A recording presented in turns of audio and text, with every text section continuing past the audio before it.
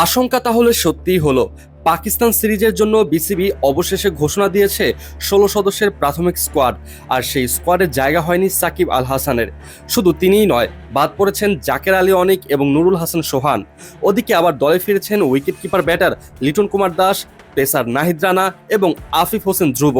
আর চোটের কারণে খেলা হচ্ছে না তানজিম সাকিব এবং হাসান মাহমুদের।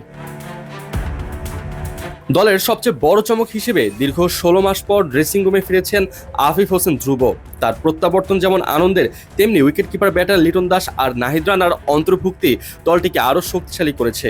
চলুন এক নজরে দেখে নেওয়া যাক পূর্ণাঙ্গ স্কোয়াড।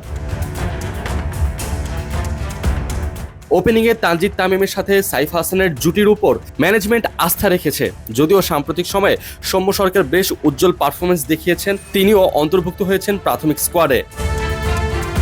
ব্যাটিংয়ের মূল স্তম্ভ হিসেবে নাজমুল হোসেন শান্তর উপস্থিতি মিডল অর্ডারকে স্বস্তি যোগাবে, আর তার সাথে থাকছেন তাওহিদ হৃদয়।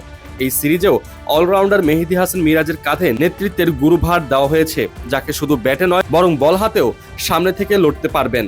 স্পিন বিভাগে মিরাজের সাথে থাকছেন লেগ স্পিনার রিশাদ হোসেন, আর তাদের সঙ্গে থাকবেন তানভীর ইসলাম।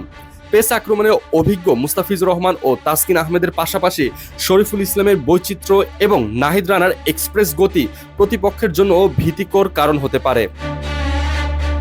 পাকিস্তান দল আগামী ৯ মার্চ ঢাকায় এসে পৌঁছানোর কথা রয়েছে এবং ১১ই মার্চ মিরপুরের শেরেবাংলা স্টেডিয়ামে প্রথম ওয়ানডেতে মুখোমুখি হবে দুই দল।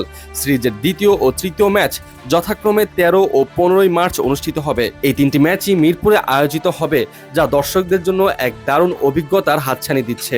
ঘরের মাঠে নিজেদের চেনা পরিবেশে জয়ের লক্ষ্য নিয়েই এখন পুরোপুরিভাবে প্রস্তুত বাংলাদেশ দল।